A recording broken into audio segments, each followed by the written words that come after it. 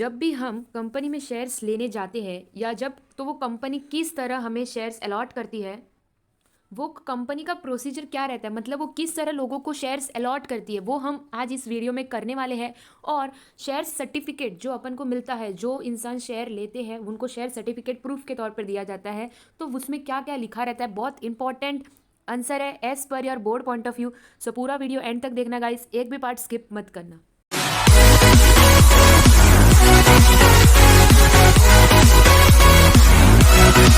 Hello guys, so welcome back to this new interesting YouTube channel Poonam Patel. और जैसे कि हमने स्टार्टअप कर दिया है अपना एसपी का चैप्टर 3 इशू ऑफ शेयर्स। इसमें हमने क्लासिफिकेशन ऑफ शेयर कैपिटल समझा था, फिर मेथड्स कि किस तरह कंपनी कौन से मेथड से शेयर इशू करती है, फिर अलॉटमेंट ऑफ शेयर्स होता क्या है, फिर इसमें प्रोविजन मतलब कानून क्या क्या है। तो एक तो स्टैट्यूटरी कानून है मतलब लीगली, और दूसरा जनरल जो सबके लिए कॉमन।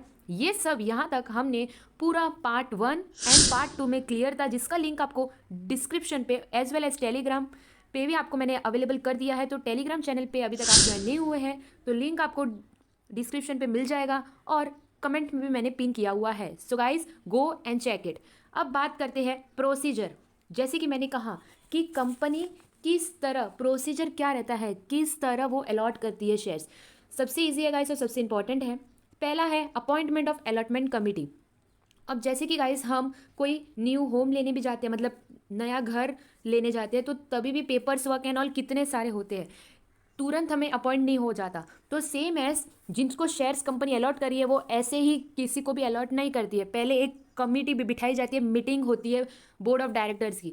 अगर कंपनी जितना शेयर इशू करी है उसके अंदर अंदर आ गया तो अलॉटमेंट ऑफ शेयर्स मतलब कर देती है। और अगर जितना कंपनी शेयर बेच रही है उससे कुछ ज़्यादा ही ओवर सब्सक्राइब आ गया है, कुछ ज़्यादा ही लोग लेने आ गए, तो अलॉटमेंट कमिटी मतलब ये बैठक बुलाई जाती है। आगे है hold board meeting to decide basis of allotment. इसका मतलब गाइस क्या होता है, मैंने क्या बोला कि अगर ओवर सब्सक्राइब होता है मतलब ज़्यादा लोग लेने आ जाते हैं तब अलॉटमेंट कमिटी बिठाई जाती है, वरना नो नीड, वरना नॉर्मल बोर्ड मीटिंग होती है जो कि हर कंपनी में होती है। कुछ भी न्यू हो या इशू कर रही है या कुछ चेंजेस कर रही है तो बोर्ड मीटिंग में बोर्ड ऑफ डायरेक्टर्स बैठ के बातचीत करते हैं, तो बोर्ड मीटिंग तो होती ही है। अलॉटमेंट ऑफ कमिटी होती है only in case of over subscription. So board meeting होती है to decide basis of allotment, मतलब किस तरह अलॉट करना है, किन किन को करना है, फॉर्मूला क्या है, मतलब क्या क्या अपॉइंट करना है, वो सब बोर्ड मीटिंग में इन लोग डिसाइड कर लेते हैं।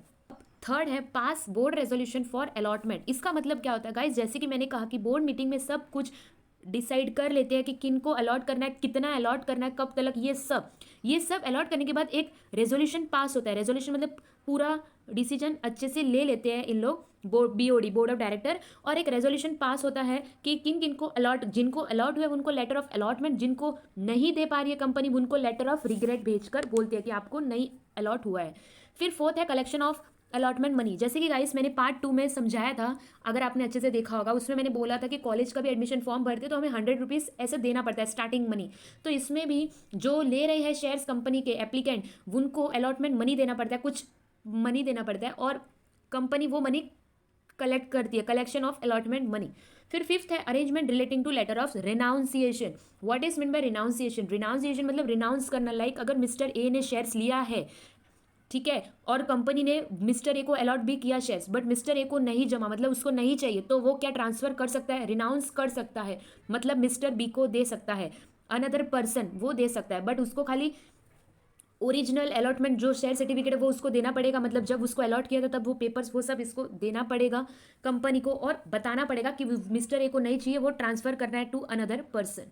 सिक्स्थ है arrangement relating to splitting of allotment letters. Splitting मतलब putting the shares in one or more name, मतलब जैसे कि मिस्टर ए ने शेयर्स लिया है तो वो अपने नाम के साथ साथ किसी और का भी नाम डाल सकता है।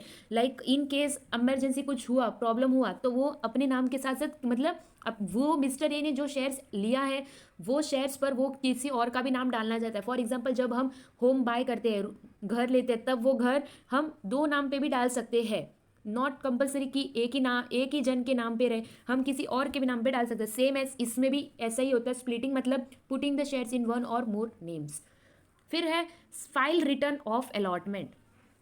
इसका मतलब क्या होता है कि फाइल रिटर्न होता है, मतलब पूरा फाइल अच्छे से प्रिपेयर होता है, मतलब जो मेन ऑफिस रहती है रजिस्टर ऑफ कंपनीज, तो within 30 days of allotment of shares हमें ये रिटर्न फाइल करवाना पड़ता है हमें, मतलब कंपनी को, कि वो उन्होंने मतलब पूरा बताना पड़ता है, चिट्टा ओपन करना पड़ता है कि इतना इतना शेयर्स लिया, ये लोगों से लिया, इतना अमाउंट स्टार्टअप, ये सब टोटल रिटर्न फाइल करवाना पड़ता है कंपनी को within 30 days of allotment of shares. Eighth है prepare register of members and issue share certificate. जैसे कि गाइस कंपनी में एक ही बुक नहीं होती है जिसमें सब कुछ लिखा होता है, बहुत सारी बुक मेंटेन की होती है। एक होती है रजिस्टर ऑफ मेंबर्स, मतलब जिसमें खाली शेयर होल्डर्स के नाम लिखे हैं, मतलब जो लोग ने शेयर्स लिया है। एक में जो लोग ने लोन लिया है, लोन वाले के नाम, पूरा अलग अलग बुक मेंटेन करते हैं। सो जो शेयर होल्डर होते हैं ये एक तरीके के अपने कंपनी के मेंबर होते हैं। तो रजिस्टर ऑफ मेंबर्स एक बुक होती है जिसमें लिखा रहता है कि किन को कंपनी ने अलॉट किया है शेयर्स, कितना अलॉट किया है। हमने शेयर्स का फीचर पढ़ा था इन द चैप्टर 2, आपने नहीं देखा होगा तो देख लेना गाइस, चैप्टर 1 एंड 2 का भी पूरा वीडियो प्रिपेयर है। सो उसमें मैंने बताया था फीचर ऑफ शेयर्स में कि डिस्टिंक्टिव नंबर देते हैं, मतलब आइडेंटिटी, रोल नंबर, कि किन को कहाँ से कितना, लाइक मिस्टर ए को 100 to 200, फिर 201 to 300 मिस्टर बी को अलॉट हुआ, ये सब बताना पड़ता है, मतलब लिखते हैं इन लोग रजिस्टर ऑफ मेंबर्स ताकि ऐसा प्रूफ रहे उनमें नाम। फिर सब कुछ ये प्रोसीजर होने के बाद शेयर सर्टिफिकेट देते हैं गाइस। जैसे कि आप 10th पास हो तो उसका आपके पास सर्टिफिकेट आपको दिया होगा स्कूल ने, सेम एज प्रूफ किया है कि इन्होंने शेयर्स लिए तो शेयर सर्टिफिकेट देते हैं। आगे मैं बढ़ूँ तो शेयर सर्टिफिकेट पे ही बहुत इंपॉर्टेंट आंसर है आपका बोर्ड पॉइंट ऑफ व्यू से, ध्यान देना गाइस। शेयर सर्टिफिकेट मतलब एक प्रूफ रहता है that you have purchase a share. तो first point, it is a registered document, ये एक रजिस्टर्ड डॉक्यूमेंट होता है कि रजिस्टर्ड किया हुआ है, ऐसा ही वैसा ही डॉक्यूमेंट नहीं, बहुत इंपॉर्टेंट होता है। Issued by a company which is an evidence, evidence मतलब एक प्रूफ है कि हम शेयर्स के मालिक है, लाइक हमने शेयर्स बाय किया है इतने नंबर का, of specified number of shares of the company. Share certificate is a prima facie मतलब फर्स्ट लुक होता है। In for example first look यानी लाइक इन केस जिसको कंपनी ने शेयर्स अलॉट किया, मिस्टर ए को, वो कुछ गड़बड़ करके भाग गया या कुछ प्रॉब्लम हो गया, तो या फिर उसने शेयर्स लिया बट वो बोल रहा है कि मेरे को मिला नहीं, तो सबसे पहले कोई लोग पूछते हैं तो बोलते हैं कि आपका सर्टिफिकेट किधर है। कंपनी में हम जॉब भी लेने जाते हैं तो बोलते हैं आपका सर्टिफिकेट किधर है, कौन सा है, 12th पास, कितना ग्रेजुएशन, सब। तो वैसे ही इन लोग भी पूछते हैं कि आपका सर्टिफिकेट बताओ। प्रीमा फेशिया मतलब पहला नज़र वहीं पर जाता है कि आपका सर्टिफिकेट कहाँ है, तो हम माने वो एक प्रूफ के तौर पर रहता है to shares of title to shares, ठीक है। Share certificate is a prima facie evidence of title to shares. Next point है if any dispute about membership arises, membership को लेके कुछ प्रॉब्लम झगड़ा हो जाता है, the share certificate will be held as evidence as a proof and not the entries in the register of members.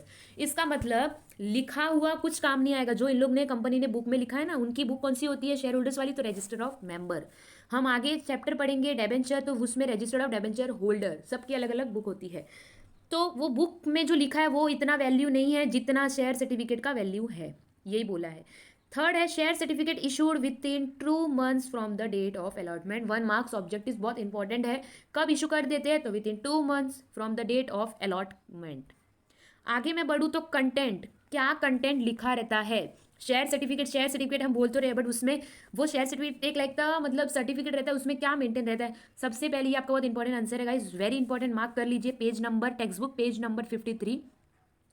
इसमें ये लिखा है कंटेंट ऑफ शेयर सर्टिफिकेट, तो नेम ऑफ द कंपनी का नाम लिखा रहता है, CIN जो मतलब वो जो कि 21 डिजिट का होता है, रजिस्टर्ड ऑफिस एड्रेस, फिर फोलियो नंबर, फिर शेयर सर्टिफिकेट नंबर, फिर नंबर ऑफ मतलब name of shares, share certificate number, फिर नेम ऑफ मेंबर कि किसने लिया है, नेचर ऑफ शेयर कौन सा लिया है, इक्विटी लिया है कि प्रीफरेंस लिया है, फिर नंबर ऑफ शेयर्स कितना लिया है, एंड डिस्टिंक्टिव नंबर मतलब एक तरह का रोल नंबर लाइक 301 to 400 वगैरह क्या लिया है, ठीक है।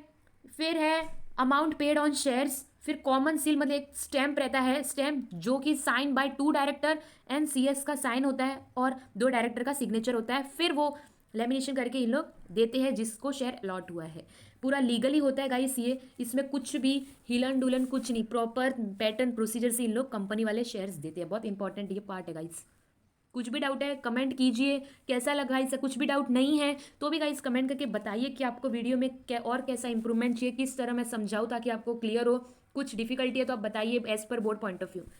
फिर duplicate share certificate, by chance mister A ने शेयर्स लिया है, उसको शेयर सर्टिफिकेट भी कंपनी ने दे दिया बट उससे गलती से फट गया वो शेयर मतलब सर्टिफिकेट, या खो गया या टोन या मतलब खराब हो गया, कुछ भी हुआ है तो क्या होता है, तब वो केस में कंपनी क्या करती है, तो company can issue duplicate share certificate देती है। कब, अगर ओरिजिनल शेयर सर्टिफिकेट या हैज़ बीन डिफेस्ड, डिफेस्ड मतलब घूम गया हो, मुटिलेटेड मतलब खराब हो गया हो, और टोन मतलब फट गया हो, and is surrendered to the company.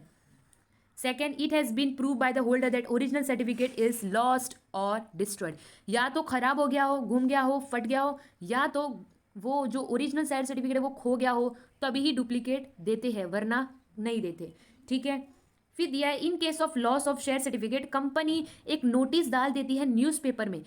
Guys याद रखना, इन case of loss of share certificate, जब सर्टिफिकेट खो गया है तभी वो केस में कंपनी न्यूज़पेपर में नोटिस डाल देती है अपने कंपनी की तरफ से, अनाउंस कर देती है the loss of share certificate and asks the finder if any and return it to the company.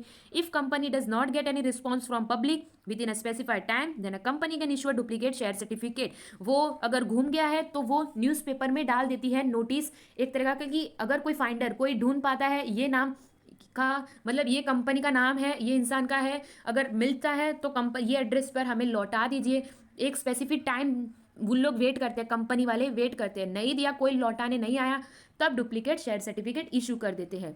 वही duplicate share certificate should be issued within 3 months from the date of applicant. Company issue it only to the registered share holder. The duplicate share certificate, देखो duplicate share certificate, देखो share certificate 2 महीने में हमको मिल जाता है, duplicate share certificate में 3 महीने लगते, टाइम लगता है। तो the duplicate share certificate should state in a bold that it is a duplicate share certificate. Company has to pay heavy penalty if it has issue duplicate share certificate with the intent aim to defraud. मतलब इसमें ये बोला है कि अगर company duplicate share certificate issue कर रही है तो हाईलाइट में लिखना पड़ेगा उनको पूरे पेज पर, मतलब सर्टिफिकेट पे, कि डुप्लीकेट है ये सर्टिफिकेट।